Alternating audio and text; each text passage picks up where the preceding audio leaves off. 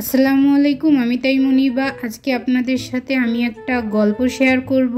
আসলে গল্প বললে ভুল হবে, আপনাদের সাথে কিছু কথা শেয়ার করব। আমার মনে হলো যে আপনাদের সাথে কথাগুলো শেয়ার করা উচিত। তো চলেন শুরু করি। আমাদের লাইফে সব থেকে বড় ভুল কোনটা জানেন? আর সব থেকে সাপোর্টিং জিনিস কোনটা জানেন? এই দুইটা প্রশ্নের উত্তর এক একজনের কাছে এক এক রকম হইতেই পারে, কিন্তু এই দুইটা প্রশ্নের কিন্তু নির্দিষ্ট একটা উত্তর আছে। একটা হলো আবেগ আর একটা হলো ফ্যামিলি।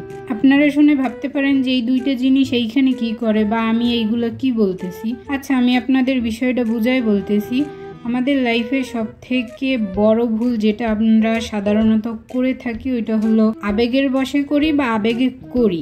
আর সব থেকে আমাদের লাইফে সাপোর্টিং যে জিনিসটা ওইটা হলো আমাদের ফ্যামিলি। হ্যাঁ, এখন কিছু মানুষ ভাবতেই পারেন যে এই মাইয়ের মনে হয় মাথায় সমস্যা, ওই জন্য সাপোর্টিং এর ক্ষেত্রে ফ্যামিলিরে টাইনে আনতেছে। আসলে কিন্তু ওইটা না। আপনি একটা জিনিস অবশ্যই লক্ষ্য করে দেখবেন যে আপনি বিপদে পড়লে বা আপনার খারাপ সময়গুলোতে কিন্তু পাশে কেউই থাকে না, তখন কিন্তু একটা জিনিস আপনার সাপোর্ট দেয়, ওইটা হলো আপনার ফ্যামিলি। আর দেখবেন যখন আপনি খারাপ সময়ের ভিতর দিয়ে যাবেন না, তখন দেখবেন আপনার ভালোবাসার মানুষও আপনার পাশে নাই, আপনার ফ্রেন্ডও পাশে নাই, এমনকি আপনার আশেপাশের মানুষ কেউ আপনার পাশে নাই। কিন্তু তখনই দেখবেন যে আপনাকে সাপোর্ট দিতে একটা জিনিসই আসছে, ওইটা হলো আপনার ফ্যামিলি।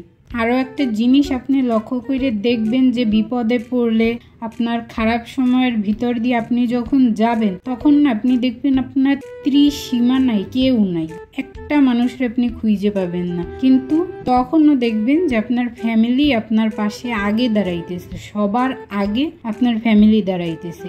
আর আমরা যে খারাপ পরিস্থিতিতে যাই বা পরিস্থিতিতে পড়ি, দেখবেন ওইখান দিয়ে আপনার টাইনে উঠাইতেছে কিন্তু আপনার ফ্যামিলি। আর আমরা কি করি? সেই ফ্যামিলিরে দোষ দিই, সেই ফ্যামিলিরে নিয়ে অনেক কিছু বলি বা ফ্যামিলিরে অনেক চাপের মধ্যে ফেলাই, অনেক খারাপ পরিস্থিতিতে ফেলাই। কিন্তু তারপরও দেখবেন কি যে তারা কিন্তু আমাদের ফেলাই রেখে যায় না, তাও দেখবেন যে আমাদের সাপোর্ট করার জন্য তারা সব সময় থাকে।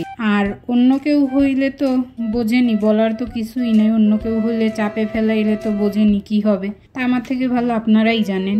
আমরা যে আবেগের বশে যে ভুলটা করি না, ওইটা আসলে আমাদেরও দোষ না, কারণ একটা বয়স থাকে ওই ভুল করার, বা একটা সময় অধিকাংশ ছেলে মেয়ে এই ভুলটা করে, কিন্তু খুবই কম আছে যারা এই ভুলটা করে না। অনেক কম খুঁজে পাওয়া যায়। 100%-এর ভিতর ধরেন 15%ও না, 5% এরকম পাওয়া যায়। আবেগ জিনিসটা ভাই এমনই একটা জিনিস যে গোলক ধাঁধা, ওইটার ভিতর যদি একবার কেউ পড়ে, সে সর্বশান্ত কইরে তারপরে বেরোয়, তার আগে বেরোইতেই পারে না।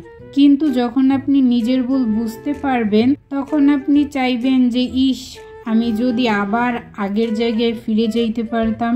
আসলে এইটা তো আর কখনোই সম্ভব না, কারণ ইংরেজিতে একটা ওই যে অনুবাদ আছে না, যে time and tide wait for none, এরকম একটা, যে সময় কারোর জন্য অপেক্ষা করে না।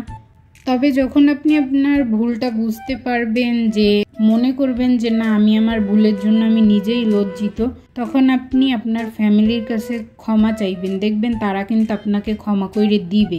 তখন আপনি নিজেই উপলব্ধি করতে পারবেন যে আপনি আপনার ভুলের জন্য আপনি নিজে কতটা লজ্জিত।